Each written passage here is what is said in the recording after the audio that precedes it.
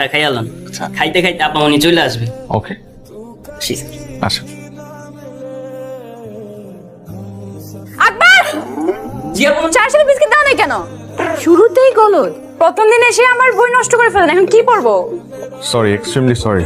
Sorry বললেই সবকিছু solve হয়ে যায়, এত ইজি। আচ্ছা আমি পরিষ্কার করে দিই। পরিষ্কার করা তো আপনার কাজ না। আকবর, জি আপা। যা পড়ান। এখন কি করব? পড়াবেন? হ্যাঁ ঠিক আছে। স্যার, আজকে আমার পড়ার মুড নাই, আপনি চলে যান। কোথায় গেছে মুড? মানে কতক্ষণে ফিরতে পারে মনে হয়? মুড আর আজকে আর আসবে না। আজকে আর আসবেই না? কি হলো, বসে আছেন কেন? যান। হ্যাঁ যাই, না হলে আকবরের মতো আমার নাম ধরে ডাক দিবে আবার। আসি। আচ্ছা, তোর নতুন স্টুডেন্টের খবর কি? ভালো না, মনে হয় না স্টুডেন্টের বেশি দিন পড়াইতে পারবো। কেন? 2 দিন হয়ে গেছে, এখনো বই খুলতে পারি নাই। এটা পড়তেই চায় না, পিচ্ছি কিন্তু ধান না মরিচের মতো। কথার কি জাজ ওরে বাবা। আপনি 6 মিনিট 37 সেকেন্ডস লেট। 6 মিনিট কত সেকেন্ড? 6 minute 37 seconds. ঘড়িটার ব্যাটারি নষ্ট হয়ে গেছে তো তাই। ঘড়ির সাথে লেট হওয়ার কানেকশন কি? না না, ঘড়ির সাথে লেট হওয়ার কোনো কানেকশন নেই, বাসের সাথে আছে। আমি বাসে করে আসি তো ট্রাফিক জ্যাম ছিল। বাসে? আপনার গাড়ি নেই? আমার গাড়ি থাকলে তোমাকে টিউশনি করাতাম না। তাই তো। এই মামা, মামাকে ডাকছো কেন? চলেন। কোথায় যাব? আগে চলেন, তারপর বুঝবেন। চলেন। কোথায় বসবো? এখানে। এখানে কেন বসবো? আমার এখানেই পড়তে ইচ্ছা করছে আজকে, এখানে। এইখানে পড়বে তুমি? মাই গড। এখন স্যার হিসেবে আপনার দায়িত্ব আমাকে পড়ানোর। কিন্তু তুমি যা শুরু করছো এভাবে তো আমি তোমাকে পড়াইতে পারবো না। আমি চিটাগং ইউনিভার্সিটি পড়তে চাই, ঢাকা ইউনিভার্সিটিতে না। হুট করে তুমি ঢাকা থেকে চিটাগং ইউনিভার্সিটি কেন শিফট করতে যাচ্ছ? স্যার, আমার বয়ফ্রেন্ড চিটাগং ইউনিভার্সিটিতে পড়ে, বুঝতেই তো পারছি। কার বয়ফ্রেন্ড? আমার। হোয়াট? পিচ্ছি মেয়ের বলে বয়ফ্রেন্ড আছে? পিচ্ছি? আমি পিচ্ছি না। না তুমি পিচ্ছি না, তোমার বয়ফ্রেন্ড পিচ্ছি। শোনো, তোমার এখন পড়াশোনা করার বয়স, প্রেম করার বয়স না। স্যার, জেনজিরা পড়াশোনা আর প্রেম দুইটা একসাথেই মেনটেন করতে পারে। আর আপনি আজকে থেকে আমাকে চিটাগং ইউনিভার্সিটির অ্যাডমিশনের জন্য পড়াবেন, ঢাকা ইউনিভার্সিটির জন্য না। আমি তোমাকে চিটাগং ইউনিভার্সিটির জন্য পড়াতে পারবো না। আপনি না পারলেও আপনার পড়াতেই হবে। আমি বাধ্য না। আপনি বেনিফিট পাবেন। ছি রা, আমি তোমার স্যার। স্যার, অন্য কিছু ভাববেন না, আমি আপনাকে টাকা বাড়িয়ে দিব। পিচ্ছি মেয়ে আমাকে টাকার লোভ দেখাচ্ছে।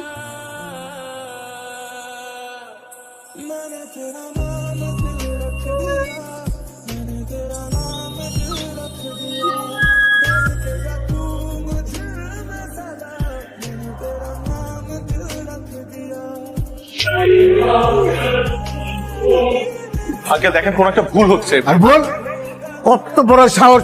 পার্কে গিয়ে আমার মেয়েকে প্রেম নিবেদন করছে, কত বড় সাহস! এই তুমি কি, তুমি এই বাড়িতে টিউশনি করো, তুমি চাকরি করো আমাদের, তার মানে তুমি এই বাড়ির চাকর?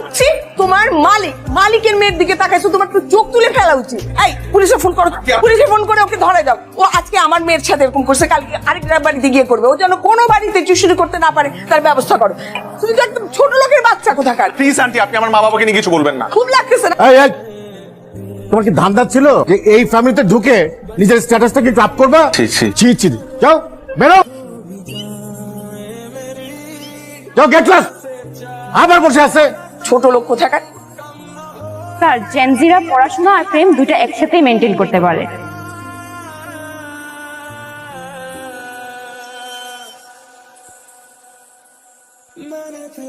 ম্যাডাম, আপনি কার কাছে যাবেন? আমি রিফাত স্যারের কাছে যাব।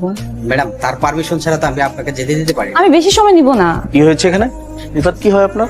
বয়ফ্রেন্ড? হাজবেন্ড? জি জি, হাজবেন্ড। তো রিফাতের ওয়াইফ, আপনি নিচে দাঁড়িয়ে আছেন কেন? আপনি উপরে যাবেন, আসেন। না না, আজকে না হয় না, আজ আপনি যদি ওকে একটু কষ্ট করে নিচে পাঠাতেন আমার জন্য খুবই ভালো হতো। ও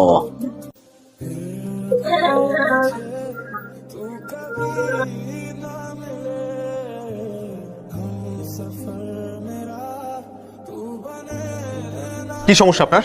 সমস্যা কি আপনার? আমাকে ফলো করতে করতে আমার অফিস পর্যন্ত চলে আসছেন, এখানে এসে সিন ক্রিয়েট করছেন কেন? প্রবলেম কি আপনার? I remember everything. এটা আমার কাজের জায়গা। এখানে এসে আপনি মিথ্যা কথা বলছেন, you are my wife, you are not my wife. আপনার সাথে আমার কোনো ধরনের সম্পর্ক নেই। আপনি আমার স্টুডেন্ট ছিলেন, দ্যাটস ইট। আগেও একবার আমার ক্ষতি করার চেষ্টা করেছিলেন, এখনো আবার ক্ষতি করার চেষ্টা করছেন। ওয়াই? আমি আপনার সাথে কোনো অন্যায় করেছি? কোনো কুপ্রস্তাব দিয়েছিলাম আপনাকে? না, দেইনি। কিন্তু আপনি উল্টা আমার ক্ষতি করার চেষ্টা করেছেন। আমার শুনতে হয়েছে আপনার মায়ের কাছ থেকে যে আমার ফ্যামিলি খারাপ, আমার বাবা মা খারাপ। সেদিন আমি কিচ্ছু বলি না, শুধুমাত্র আপনার দিকে তাকিয়ে, কারণ আমার মনে হচ্ছে আপনি ছোট মানুষ, আপনি হয়তো বা না বুঝে এই কাজটা করে ফেলেছেন, বাট নট এনিমোর। আমি এটা ছেড়ে আসছি, এখন আমি একটা নতুন লাইফ লিড করছি। প্লিজ এখানে আমাকে ডিস্টার্ব করবেন না। আমি কখনো আপনার সাথে আর দেখা করতে চাই না, কথা বলতে চাই না। প্লিজ দয়া করে আপনার এই চেহারাটা আমাকে কখনো আর দেখাবেন না। মনে থাকে যেন আপনার, কখনো আমি আর কখনো আপনার এই চেহারা দেখতে চাই না। তুই আর রিফাত নাকি পার্কে গেছিলি? কে বললো বাবা? আমাদের ড্রাইভার রফিক। কেন গেছিলি বল? এই যে চুপ করে আছে, কি গেছিলি কেন বল না? স্যার আমাকে পার্কে নিয়ে গিয়ে প্রপোজ করেছিল। আসসালামু আলাইকুম স্যার। ওয়ালাইকুম সালাম। স্যার একটা মিনিট দাঁড়ান স্যার, আপনার একটা পার্সেল আছে। স্যার কে দিল এটা? স্যার আপনার ওয়াইফ রেখে গেছে। আমার ওয়াইফ? জি স্যার।